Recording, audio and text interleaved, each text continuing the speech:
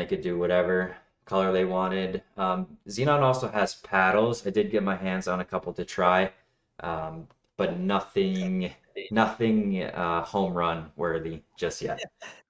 You didn't speak too highly of those things. Yeah, they weren't too good from a performance perspective. Maybe a smaller sweet spot. So paddles definitely a work in progress for Xenon, but in my opinion, the shoes are a home run. Yeah.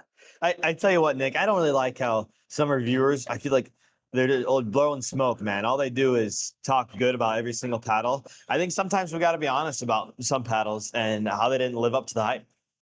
Yeah, we'll definitely give it to the audience straight here. We won't pull any punches. We're not looking to make more affiliate sales on paddles that don't play well or gear that doesn't play well. We'll give you the best and the worst for sure.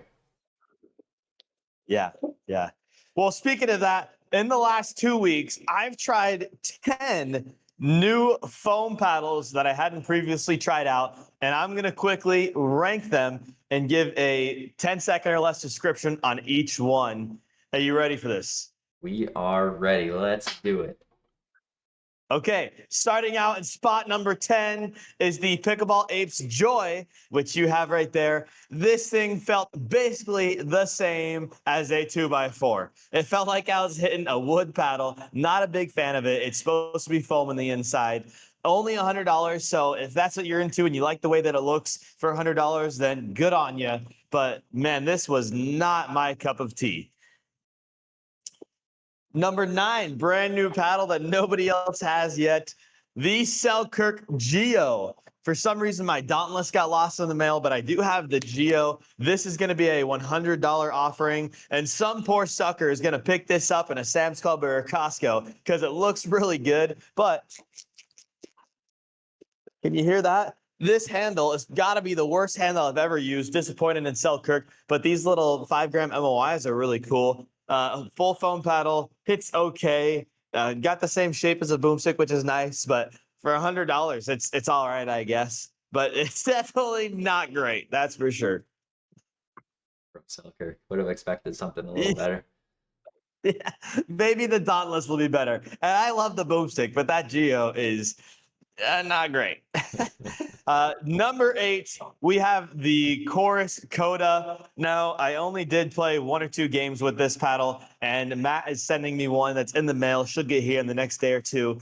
So I heard there's a break-in period. I can't wait to try it out a little bit more. But the power was springy in the middle and not as springy in the outsides when I tried it out. And they only have one shape for now, but it's just a little bit muted. I couldn't quite feel the ball that much. But I'm excited to give it a little couple more hours. I will definitely maybe re-rank it after I have some more time on it. But for now, it's number 8. Number 7 is the Flik F3. Kind of the same story as the Course Coda. Couldn't feel the ball as much. It's got 3 different rings on it.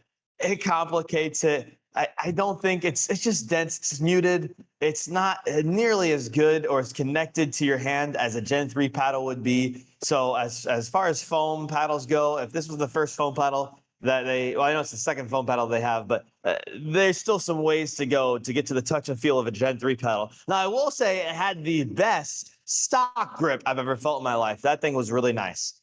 Yeah, I do have the Flik F3s. I would agree that the handles are so premium. I thought the sweet spot on this was pretty good, but definitely agree. Seems like most of these Gen 4 foams are just not able to capture the feedback that a Gen 3 Polycore is able to. Yeah, no complaints on the sweet spot, but I just couldn't feel the ball really. Where am I at? 6? 6.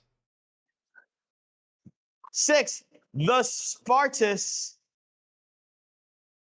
P1. There we go. Spartis P1. I think reviewers have been spot on with this thing. It's a toned down bread and butter loco. It's basically got the same interior. Now, it looks pretty good. It was very gritty. I haven't put a ton of hours on it, so I don't know how long the grit lasts. I can't speak to that. The spin was okay on it, but it just The sweet spot was all right. I feel like the bread and butter loco has more firepower and a better sweet spot. So the only reason you might want this is if you can't control the loco, but you like the way it feels, and if you want the grit to last longer, then that's where you go with the Spartis. I heard this was a Number little. 5. Sorry, one comment, Zion. Oh, I have you heard tried this? this. I heard this was a little head heavy. Did you feel that as well? Yeah, I played with this stock, and it played pretty good stock. It's slightly head heavy, but it doesn't need much weight because it comes out just a little bit head heavy. That's true. Gotcha. Yes.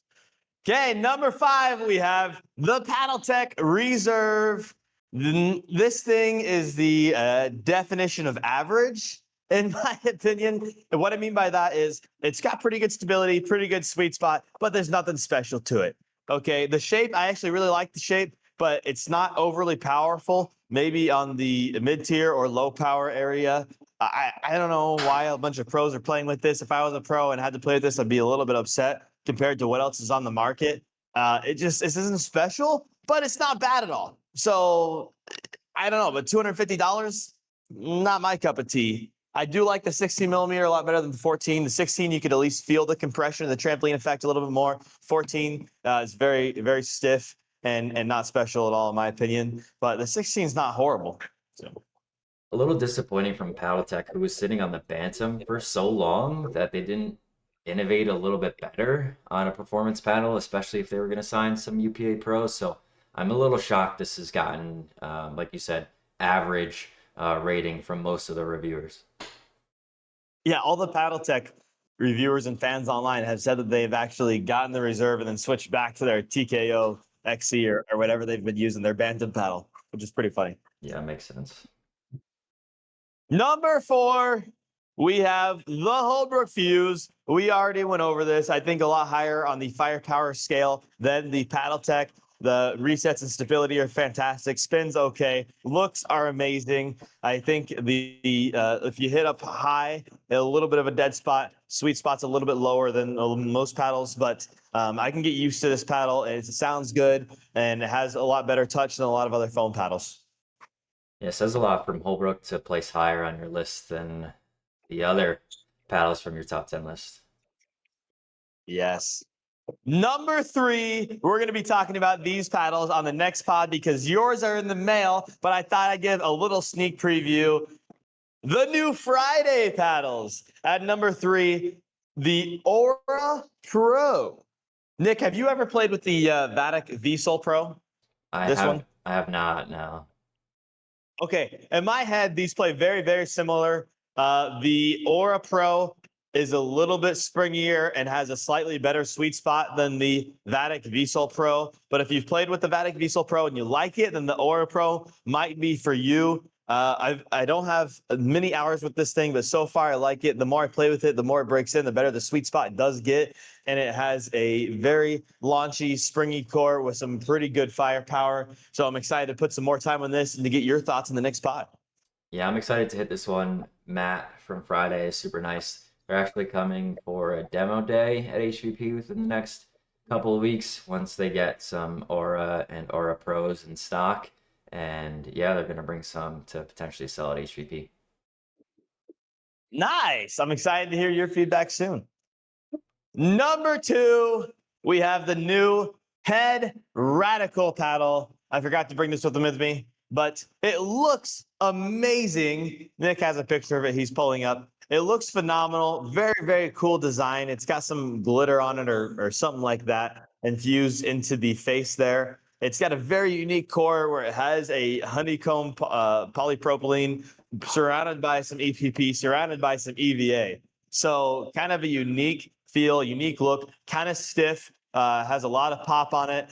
Feels actually pretty. It's like if you like the original Head Radical and you turned it from like a 5 to a 9 in terms of like power and pop, it feels pretty similar to how the Gen 2 version did, but just a lot more firepower. It's got a really good shape, great for tennis players, and it looks quite amazing. That's not the best viewer picture. I should have pulled a better one, but it's in person. It glitters, it shines. It's really cool. It's great for flicks, great for tennis players. So I think Head, their best paddle yet for sure.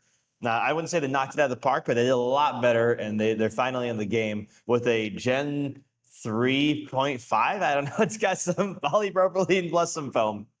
Yeah, it's really interesting design, pretty unique. And do you remember the retail on this one? Oof, I don't think it's even out yet, is Oh, it? okay, I'm not sure. Maybe not. Yeah, not yet. Okay, number one,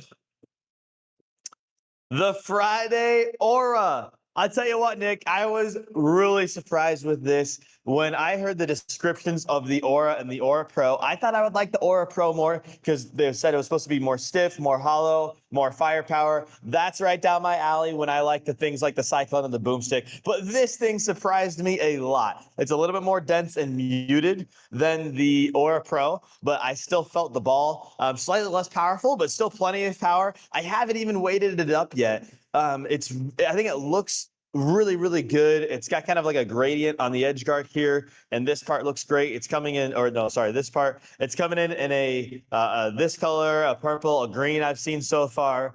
It's great for flicks, great for resets.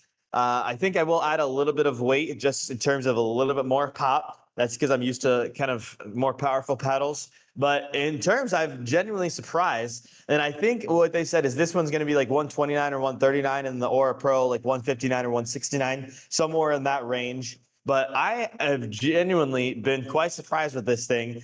And I saw what the core looked like. They actually posted it on their story a couple of days ago. But it's the first foam paddle that I've seen that has some like TFP type of that yellow foam that the Pro Force have in these bottom corners. So probably why it's got a little bit more feel to it than some other foam paddles that I've played with. But it's a fantastic paddle, Nick. I'm genuinely quite surprised by these things. Not my favorite foam paddle of all time right now. This is only the top 10 that I've tried in the last 2 weeks. And there've been a lot of them, a lot of playtest time. But this is number one right now in the last 2 weeks that I've tried. That's really awesome from Friday. I wasn't expecting the regular Aura to place higher than the Pro. So I'm interested to get my hands on these. I know I have the Pro coming. I don't have the Aura coming just yet, but I'll be able to try that in a couple weeks at our demo day.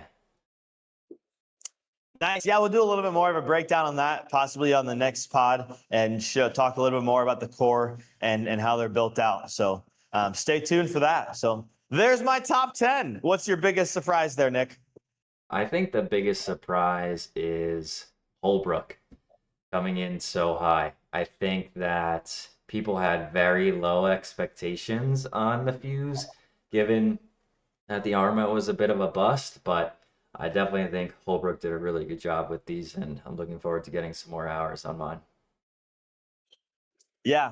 Likewise, there's so many paddles coming out right now, man. It's crazy. The fact that I have a top 10